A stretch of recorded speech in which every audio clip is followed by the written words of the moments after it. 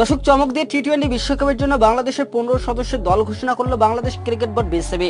বিস্তারিত জানতে ভিডিওটি সম্পূর্ণ দেখার অনুরোধ রইল। দর্শক, চলছে বাংলাদেশ বনাম জিম্বাবুয়ের মধ্যকার 5 ম্যাচের টি-20 সিরিজ। আসন্ন টি-20 বিশ্বকাপের প্রস্তুতি হিসেবে এই সিরিজ আয়োজন করেছে বাংলাদেশ ক্রিকেট বোর্ড বিসিবি। তবে এই সিরিজ দিয়ে বিশ্বকাপের জন্য কতটা প্রস্তুত হতে পারবে বাংলাদেশ দল তা নিয়ে আছে যথেষ্ট সন্দেহ।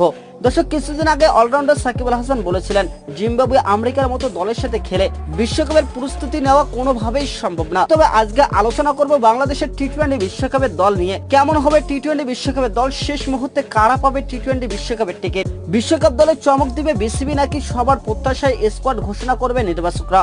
দর্শক, আইসিসির কাছে বাংলাদেশের টি-20 বিশ্বকাপের স্কোয়াড পাঠিয়েছে বিসিবি। সেই 15 সদস্যের দলে কারা আছে সেটাও জানা সবার। তবে পাঠানো সেই দলটাই কি বিশ্বকাপের দল হবে সেটাই এখন বড় প্রশ্ন। কেননা লিটন কুমার দাস আছেন বাজে ফর্মে, আবার ইনজুরিতে আছে বেশ কয়েকজন ক্রিকেটার। তাই তো শেষ মুহূর্তে স্কোয়াডে পরিবর্তন আসাটা অস্বাভাবিক কিছু না। দর্শক, এদিকে জিম্বাবুয়ে সিরিজে লিটন কুমার দাসের এমন বাজে ফর্ম চলতে থাকলে বিশ্বকাপ দল থেকে বাদ পড়বেন তিনি। তার জায়গাতে সুযোগ পেয়ে যেতে পারেন ডিপিএলে দুর্দান্ত ব্যাটিং করা পারভেজ হোসেন ইমন। তাকে ব্যাকআপ ওপেনার হিসেবে বিবেচনা করেছে টিম ম্যানেজমেন্ট। দর্শক, সৌম্য সরকার ও তানজিদ হাসান তামিমকে দিয়ে ওপেন করাবে টিম ম্যানেজমেন্ট। তাছাড়া সাইফুদ্দিনের ইনজুরির সমস্যা আছে, যদিও এখন তিনি ফিট। তবে ক্যারিয়ারে বেশিরভাগ সময় তিনি ইনজুরির কারণে আছেন জাতীয় দলের বাইরে।